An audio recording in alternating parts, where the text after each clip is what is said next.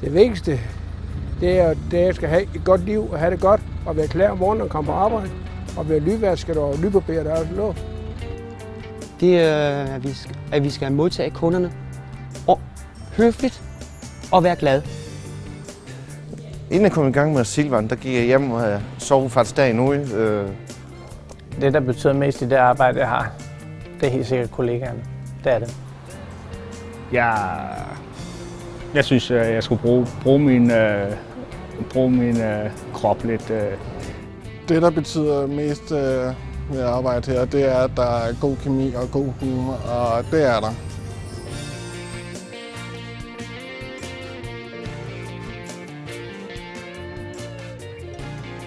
Vi er i Silvan gået med i klapprojektet, fordi at vi vil selvfølgelig gerne bære et socialt ansvar. Så har vi selvfølgelig en CSR-politik, og det gør jo også, at vi har nogle rammer, som vi gerne rent socialt, men også miljømæssigt gerne vil være inde og påvirke. Og derfor har vi selvfølgelig kigget på projekten i forhold til de opgaver, vi har i hverdagen. Og der har vi fundet masser af opgaver, som sagtens kan løses af personer med nedsat funktioner. Jeg skal tømme pappkasser, og jeg har nogle kasser, dem skal jeg tømme hver morgen og smide i containeren. Og så er nogle pap, det skal jeg skære i stykker, og så skal jeg putte det i presseren.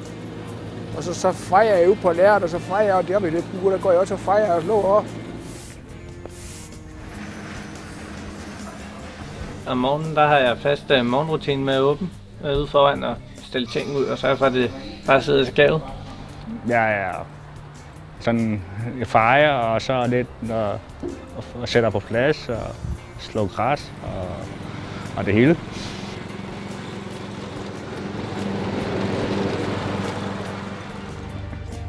Arbejdsopgaver, det er blomsterne, og så er jeg begyndt sådan stille og roligt at finde andre opgaver, som at feje herude og inde i drive-inden.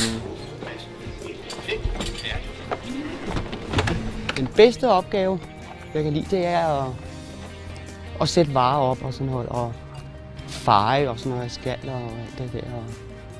Selvfølgelig er der også noget lidt kedeligt en gang imellem, men det bliver gjort alligevel, når jeg er der. Jeg fylder også en smule varer op, og altså hjælper faktisk til, hvor jeg skal hjælpes kan, hvor jeg hjælper kan. Det var forkert.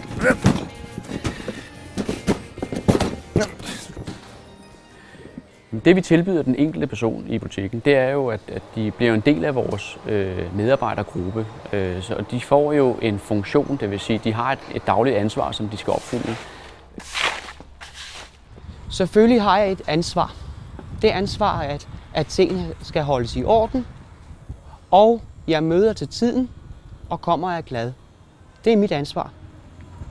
Jamen det er typisk, at det også, hvis kunderne har rodet dem, så gør jeg sådan her med at trimme det på plads igen.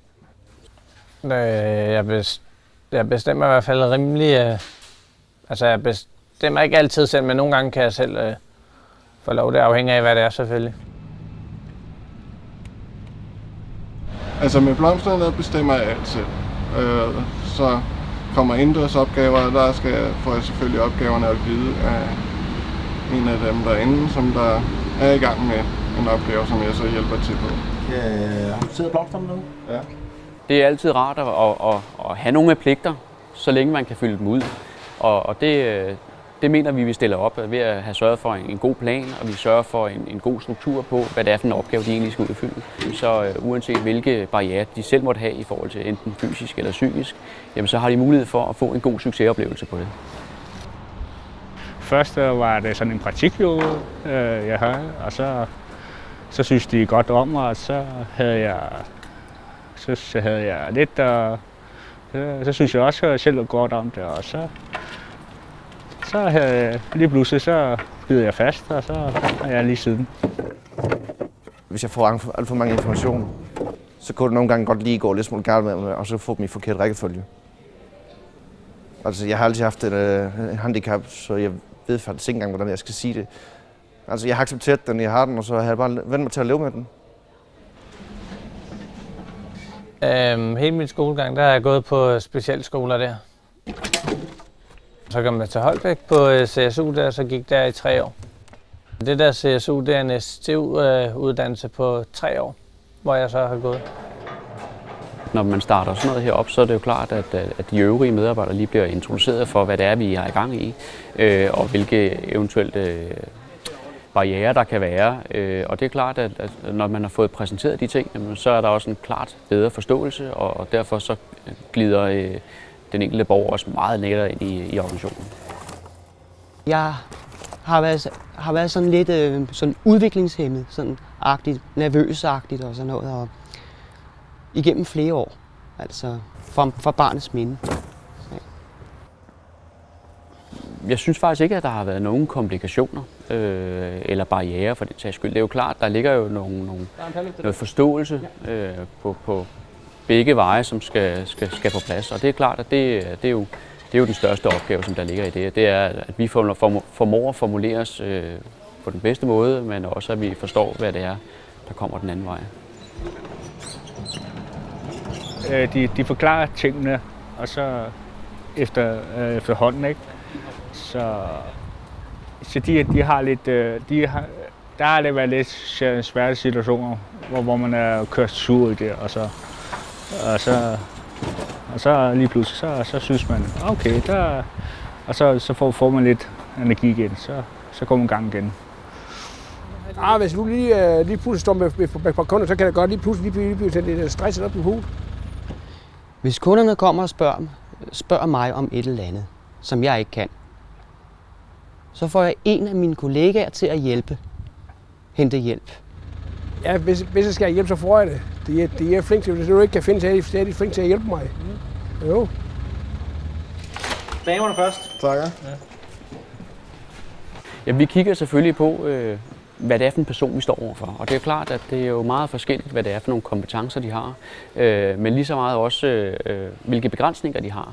Og ud fra det, så er det jo selvfølgelig meget vigtigt, hvordan vi kommunikerer, og hvor mange opgaver vi putter på, og hvordan vi arbejder med den enkelte. Alligevel, så skal jeg nok tage med i stedet. Hvis jeg har koncentrationsbesvær, men hvis jeg er svært ved det, så hjælper jeg mine kollegaer så nogle gange lige med selvfølgelig at få fokus på opgaven igen. Så det er helt sikkert ret. Det har jeg også nogle stykker af. Så Okay. jeg har masser endnu.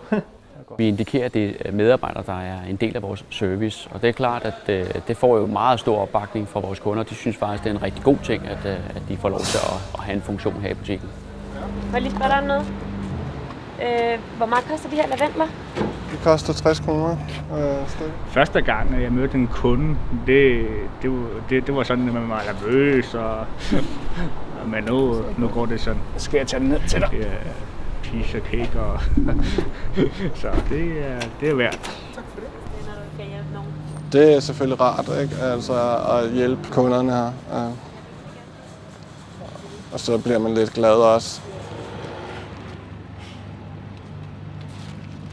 Jeg synes helt sikkert, det er fedt at have kontakt med kunderne. Altså, så føler man, at man er på lige fod med de andre. Og ja, altså, det synes jeg er fedt.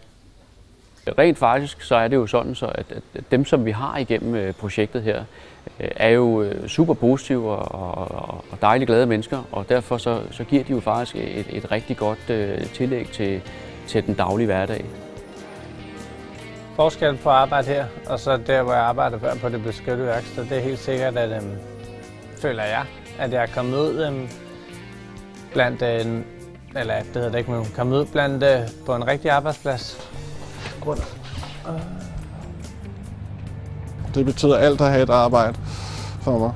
Jeg duer ikke til at sidde derhjemme.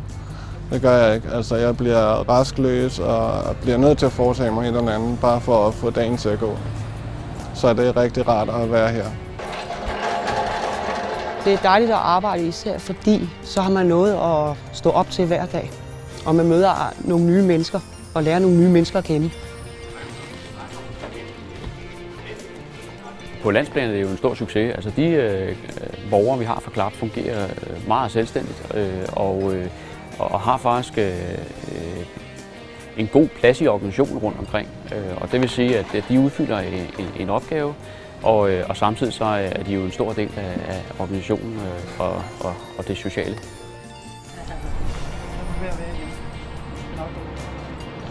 Hej, Sten! Hej! Nu er jeg over hos mig. Prøv at tørre det. Ja. Jeg sov ikke helt den første nat, før jeg skulle starte ud. Jeg sov sgu ikke hele natten. Jeg var simpelthen så klar. Også den dag, vi var fastansat, der var det sgu... Der vækkede det små tårer, der var jeg godt nok klar. Jeg tog det aldrig, at jeg kom ud til noget her.